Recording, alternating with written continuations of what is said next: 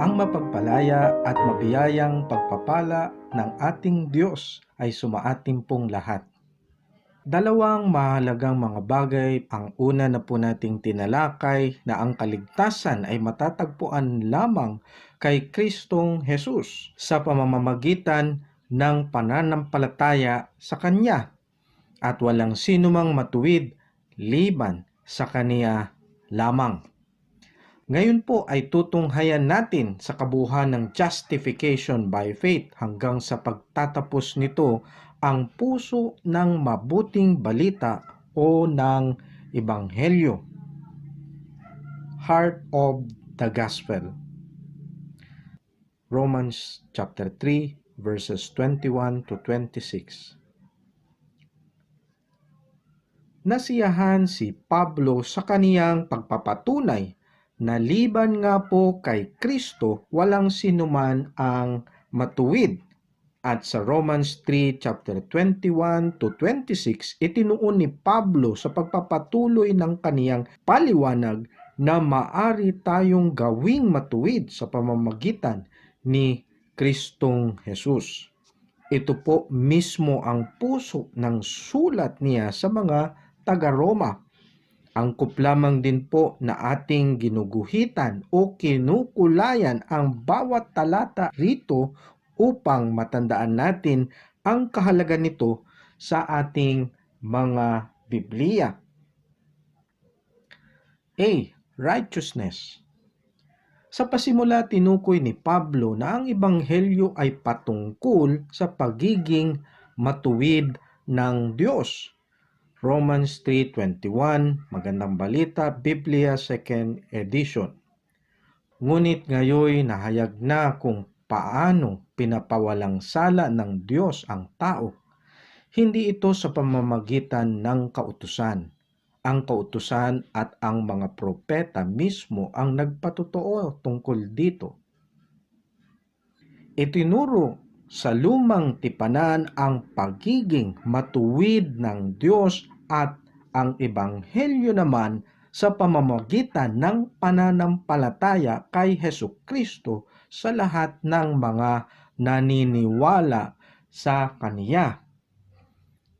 Ang mga sumusunod po ay ang tatlong mga puntos sa katuwiran.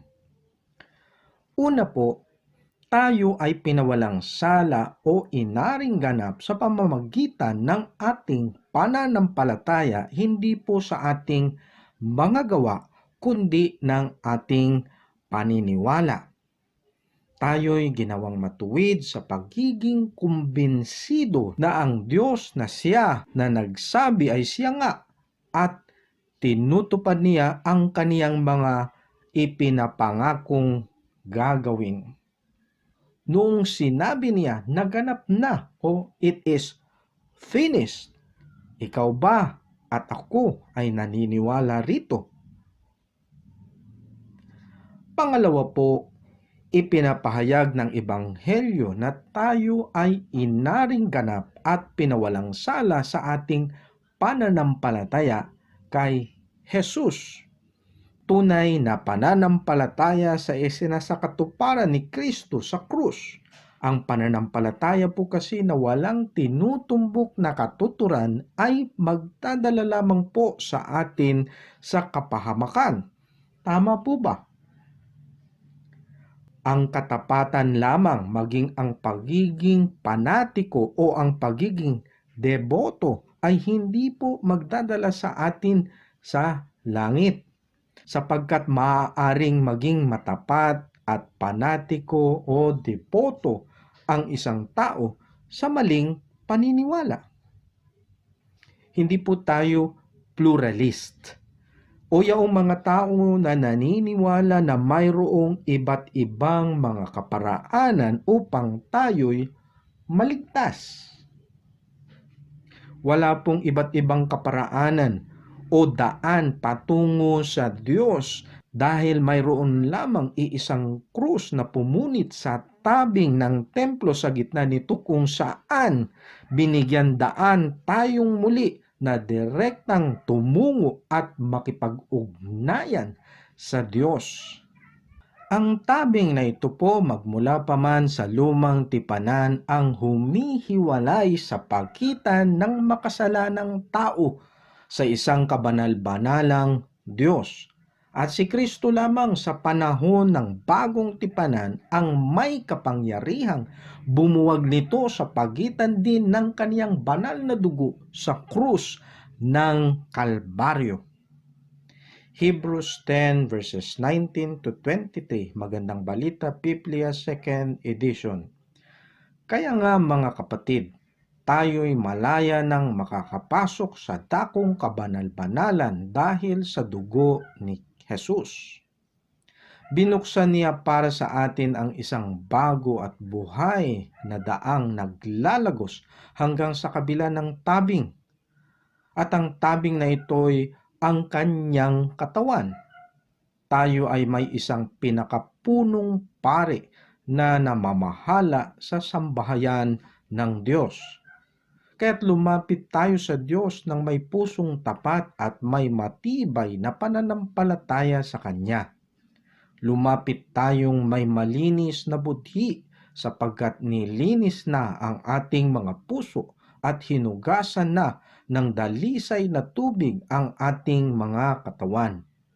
Magpakatatag tayo sa ating pag-asa at huwag nang mag-alinlangan pa sapagkat ang nangako sa atin ay maaasahan. Ang pananampalataya po natin ay nararapat lamang na kay Kristong Jesus dahil wala pong kaligtasan, wala pong pagkakasundo at wala pong pagpapawalang sala na matatagpuan sa kanino man. Acts 4:12, Magandang Balita, Biblia 2nd edition. Sa Kanya lamang matatagpuan ang kaligtasan sapagkat walang ibang pangalan ng sinumang tao sa buong mundo na ibinigay ng Diyos sa mga tao upang tayo ay maligtas. English Standard Version. And there is salvation in no one else, for there is no other name under heaven given among men by which we must be saved. Pangatlo po, ito po ay pananampalataya para sa lahat. Ang pagiging matuwid po ay bukas para sa lahat na maniniwala o sumasampalataya sa Kaniya. Wala po itong harang o hadlang kung anumang lahi ang ating kinabibilangan. Tayo po ay iisang bangka. Ang pagiging matuwid sa Diyos ay bukas sa sinumang sumasampalataya, ngunit sa pamamagitan lamang ng isang wastong pananampalataya na kaukol kay Kristong Jesus. Bukas para sa lahat, maging sa mga Hudyo man o mga ibang lahi. Romans 3 verses 22 to 26, Magandang Balita, Biblia 2nd edition. Pinapawalang sala ng Diyos ang lahat ng sumasampalataya kay Hesukristo sa pamamagitan ng kanilang pananalig sa Kanya, maging Hudyo man o Hentil, sapagkat ang lahat ay nagkasala at walang sinumang nakaabot sa kaluwalhatian ng Diyos. Ngunit dahil sa Kanyang kagandahang loob, sila ay pinawalang sala na niya sa pamamagitan ni Kristo Jesus na siyang nagpapalaya sa kanila. Siya ang inialay ng Diyos bilang handog upang sa pamamagitan ng Kaniyang dugo ay mapatawad ang kasalanan ng lahat ng sumasampalataya sa Kanya. Ginawa ito ng Diyos upang patunayang siya ay matuwid. Noong unang panahon, nagtimpi siya at ipinagpaumanhin ang mga kasalanang nagawa ng mga tao. Ngunit ngayon ay tuwirang ipinapakita ng Diyos na siya ay matuwid at siya ang nagpawalang sala sa mga sumasampalataya kay Jesus. Siksik at hitik po ito sa teolohiya na makukuha sa ating Biblia. Makatas ang pagsasaad ni Pablo ukol sa mga bagay na ito. Himay-himayin po natin ang kaniyang isinalaysay. Kasalanan raw po ang nagdulot sa bawat isa sa atin. Maging Hudyo man o ibang lahi, mahirap man o mayaman, na tayo'y nagkasala o kinapos sa kaluwalhatian na nais ng Diyos na ating tatamasain. At kung magkagayon na tayo'y ipawalang sala, kung tayo ay gawing matuwid, kinakailangan ng Diyos na isakatuparan ito sa pamamagitan ng kaniyang pagtubos sa atin dahil tayo po ay walang kakayanan bilang mga sakdalang makasalanan. Kaya nga po ang justification ay sa pamamagitan lamang ng kaniyang biyaya o kabutihang loob sa atin. Isang pabor po na walang sino man sa atin ang karapat-dapat na tumanggap, kundi ito'y ipinagkaloob lamang sa atin ng Diyos. Wala po tayong kakayanang iligtas o tubusin ang ating mga sarili. Marahil ang katotohanan ito po ay ayaw tanggapin ng mga tao. Ano po? Ayaw pong tanggapin ng ating mundo ang mensahe na tayo bilang mga tao ay walang kapangyarihang ipawalang sala ang ating mga sarili at tanging Diyos lamang ang may kakayanang gawin ito. Iyan po ang dahilan kung bakit marami ang ikinahihiya ang ebanghelyo o mabuting balita, sapagkat ayaw nilang paniwalaan ito. Dahil salungat ito sa mga itinuturo ng ating mundo. Ngunit kung kinakailangan nga tayong maligtas at mapawalang sala, kinakailangan ding itong ipagkaloob sa atin, di dahil tayo ay karapat-dapat na tumanggap nito, kundi ito'y dahil lamang sa kagandahang loob at habag ng Diyos sa atin.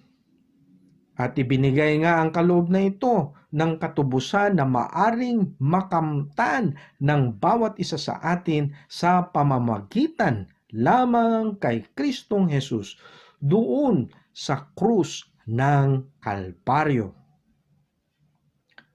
B. Redemption. Ang pagtubos o redemption ay ang ikalawang pagsasalarawan ni Pablo patungkol sa justification. Ang pagsasalarawang ito po kapag narinig ng mga tao sa kapanahunan ni Pablo, ang kanilang naiisip po ay yaong patungkol sa bentahan ng mga alipin. Sapagkat kapag sinabi ni Jesus na kailangan niyang tubusin ang isang tao, ang kanilang kaisipan ay tinutukoy mong tutungo sa kalagitnaan ng kabayanan at dooy magpalaya ng isang alipin, na kailangan mong tubusin o bilhin ang kalayaan ng isang alipin. Mayroon pong dalawang kaisipan na kaugnay patungkol sa katubusan. Ang una po ay ang halagang ibinayad o yaong tinatawag na price paid. At ang ikalawa po ay ang tinanggap na kalayaang iginawad, freedom gained. Ang isinasadiwa nito na bentahan ng mga alipin o slave market tayo po ay naging alipin ng ating mga karumihan at ang halagang ibinayad o pinantubos nito ay ang banal na dugo ng kordero ng Diyos. At pagkatapos ay ating tinamo ang kalayaan mula sa kapangyarihan ng kasalanan. Si John Bunyan po, ang may akda ng Pilgrim's Progress, ay nakipagbuno sa kasalanan. Siya ay pinangingibabawan ng kaniyang mga madidilim na mga nakaraan. Hindi niya lubusang maunawaan kung papaano siyang gagawing matuwid ng Diyos. Sinabi niyang ang Romans chapter 3 verse 24 ang talatang nagbukas ng pintuan sa kaniyang paghahanap ng kasagutan.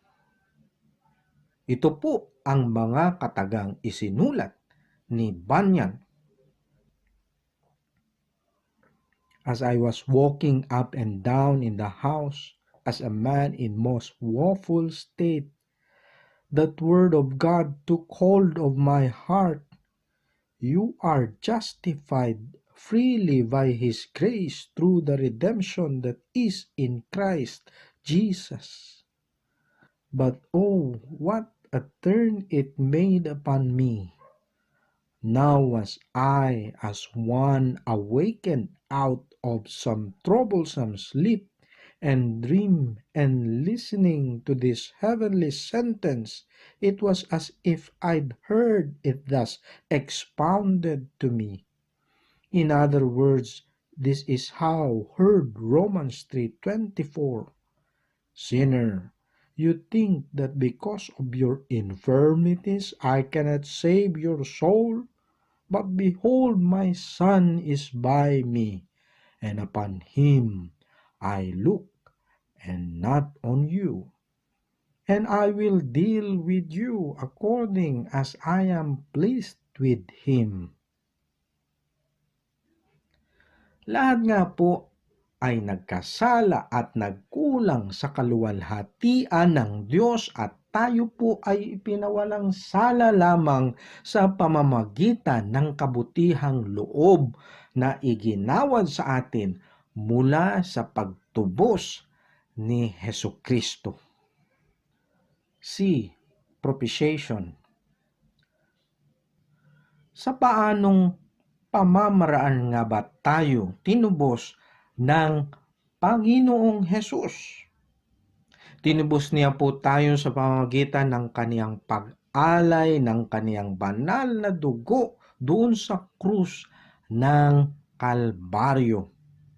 Yaon po ang salitang propitiation na ikatlong pagsasalarawan ni Pablo sa kaniyang pagsalaysay sa mga talatang ito.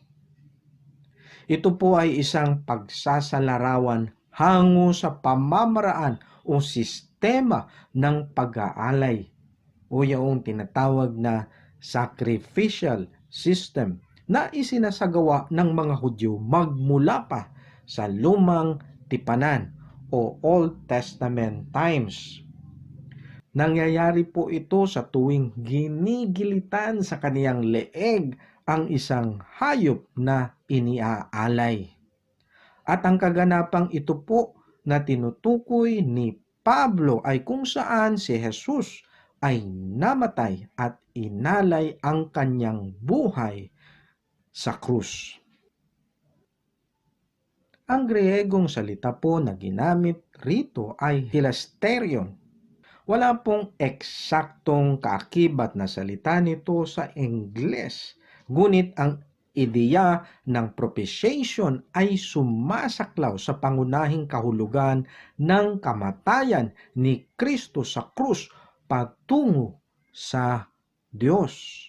Ang kaisipang ito po na ang kamatayan ni Kristo ay siyang pumawi sa puot ng Diyos na siya bilang banal na Diyos ay nasusuklam sa ating mga kasalanan, kung kaya't ang hilasterion ay ang pag-alay ni Kristo ng buhay sa pamamagitan ng kaniyang kamatayan.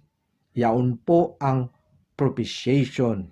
Dahil tinubos niya tayo at ito ang siyang nagpawi sa matinding pagkagalit ng Diyos. Ang ideya rin po ng hilasterion ay ang kaisipang expiation o atonement, na ang ibig po nitong sabihin sa salitang Ingles na ang isinakatuparan ni Kristo sa krus ay iniuukol niya para sa iyo at sa akin. Ang pagkabagabag natin sa ating mga pagkakasala o yaong tinatawag na feeling of guilt ay naaalis at tuluyang naglaho dahil sa ginawa ni Jesus doon sa Kalbaryo. Ang poot ng Diyos sa kasalanan ay napawi. Yaon po ang propitiation. At ang ibinunga nito ay ang tuluyang paglaho ng ating pagkabahala sa ating mga pagkakasala o feeling of guilt. Yaon naman din po ang expiation. Mayroon pang hinuhubog na pagwawangis ang hilasterion. Ang hilasterion po ay ang luklukan ng awa o yaong mercy seat. Ang luklukan ng awa po ay kung saan ang banal na presensya ng Diyos ay nananahan at nakikipag-ugnayan sa mga tao. Ito po ay ang ibabaw ng Ark of the Covenant na nasa kabanal-banalang bahagi ng templo kung saan ang pinakapunong pari o high priest ay nag-aalay ng dugo ng tupa isang beses kada isang taon upang hilingin ang kapatawaran ng bayan ng Israel sa kaniyang mga nagawang mga kasalanan. Ang mercy seat po o luklukan ng awa ay isang pribadong lugar at piling mga tao lamang po ang maaring tumungo rito. Ngunit ito ay ginawang bukas na ngayon sa kanino man upang ito'y masaksihan ng lahat.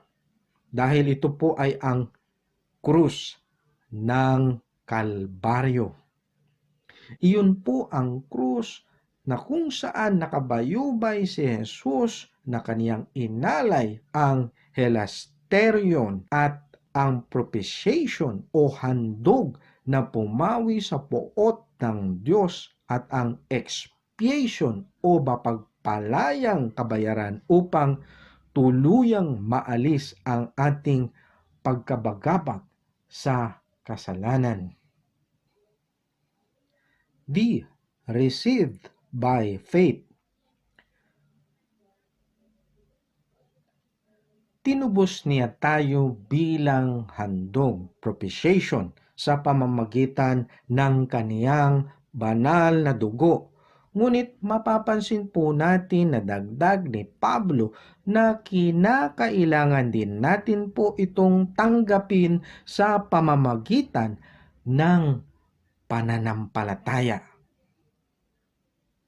Ang kapatawaran ay inaihayag at nakalambitin doon sa krus, ngunit kailangan mo itong tanggapin. Kinakailangan itong kunin. Kinakailangan mo itong angkinin sa sarili.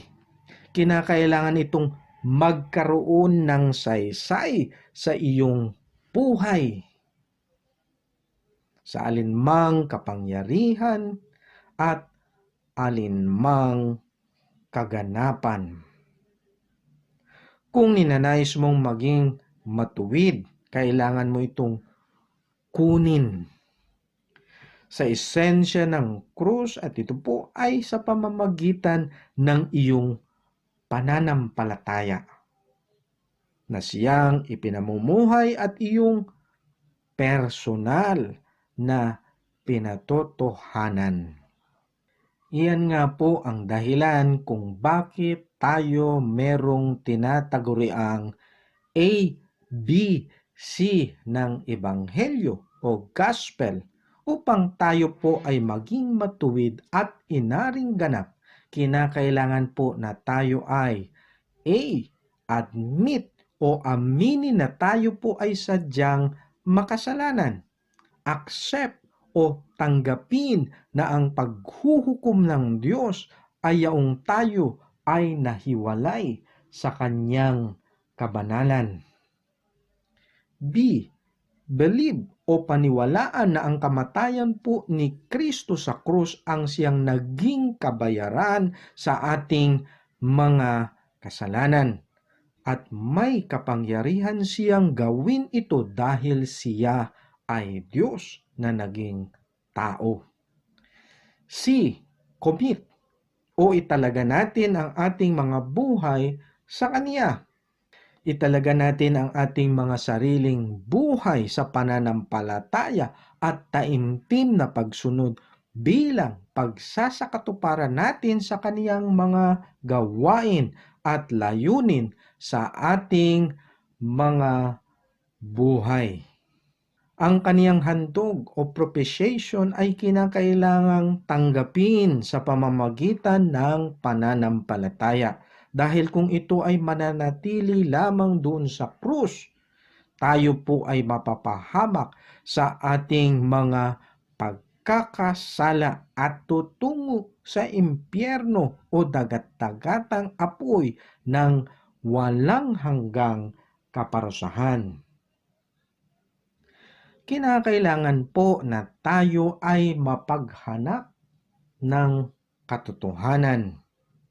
Kinakailangan na makita natin at maintindihan na maraming tao ang maaaring mapahamak kung di tayo tutugon sa ating mga katawagan. Kung hindi po natin ihahayag sa kanila ang katotohanan ng dakilang habag at pagliligtas ng Diyos sa sangkatauhan sa pamamagitan ng ating pananampalataya kay Kristong manunubos. Hindi po natin dapat ikinahihiya ang Ebanghelyo o mabuting balita dahil ito po ang kapangyarihan ng Diyos na makapagliligtas sa atin. Iyan po ang nakasaad sa Romans chapter 1 verses 16 to 17 na dapat nating pagkatandaan at ipamahagi sa ating mga kapwa. Ang Ebanghelyo po ay ang mensahe na ang kapangyarihan ng Diyos ay bukas sa ikaliligtas ng lahat. Lahat po tayo ay nagkasala. Lahat po tayo ay nawalay sa Diyos. At si Kristo ay namatay upang siyang maging katangi-tanging katubusan para sa kapatawaran ng ating mga pagkakasala. Ang katubusang ito po ay inalay para sa lahat, bukas para sa lahat bilang handog ng Diyos dahil sa kaniyang mabuting kalooban sa atin. Hindi po natin ito maaring kamtin sa pamamagitan ng ating mga gawa. Maaari lamang natin ito pong tanggapin sa pamamagitan ng ating pananampalataya. Taimtim na paniniwalang si Jesus nga na siyang nagsabi ay siya nga. Isinasakatuparan niya ang mga bagay na nararapat niyang isakatuparan. At pagkatapos po nito, tinatawag po ang bawat isa sa atin na mamuhay ayon sa ating pananampalataya. Lubusang nagtitiwala sa Diyos. Wala po ritong mga bagay na dapat nating ikahihiya. Ito po ay kapangyarihan ng Diyos upang makapagliligtas. Siya nawang huwag po tayong tumugon sa kahihiyan at pagkatakot, bagkus tayo po'y tumugon ng may matatag na kapanatagan at ganap na kagalakan. Magkaisa po tayo sa panalangin. O aming dakila at makapangyarihang Diyos, mulit-muli po kaming nagpapasalamat sa inyong kabutihang loob sa bawat isa sa amin. Sa inyong dakila at dalisay na pag-ibig sa buong sanlibutan.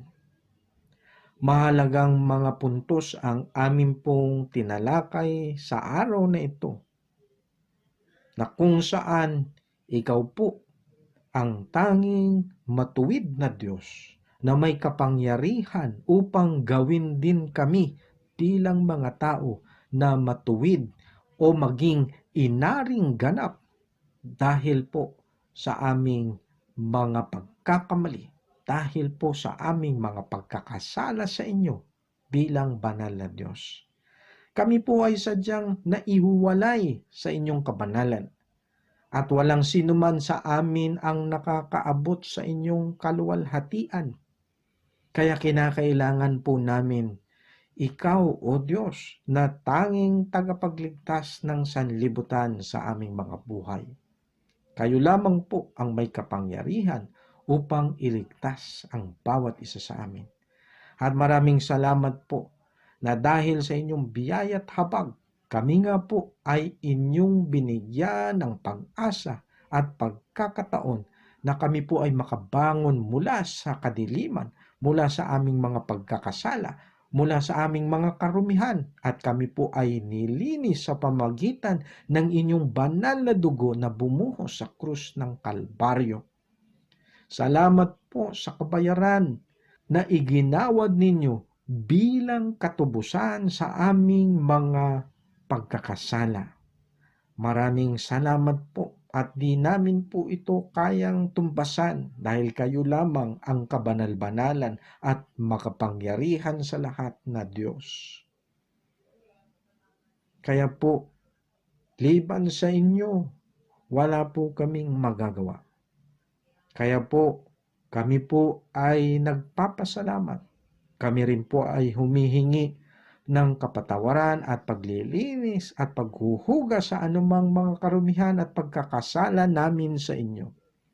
Tinatanggap po namin na kami sadyang makasalanan, O Diyos.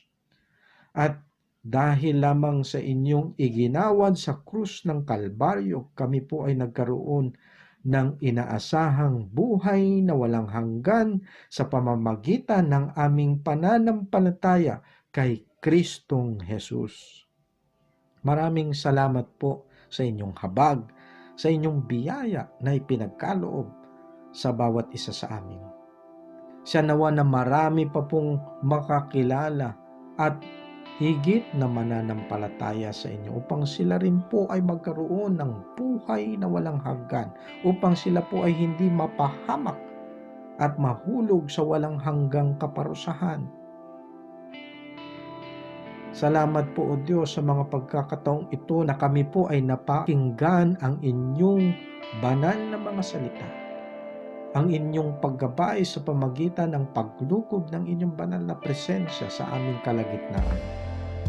Salamat po, O Diyos, dahil sa katubusan iyon ay pinawi ng tunay ang lahat ng aming pag-aagam-agam sa aming mga pagkakasala. Nawala na po ang guilt sa aming kalagitnaan dahil ito sa inyong ginawa doon sa krus ng Kalbaryo. Kaya nagpapasalamat po kami ng lubusan.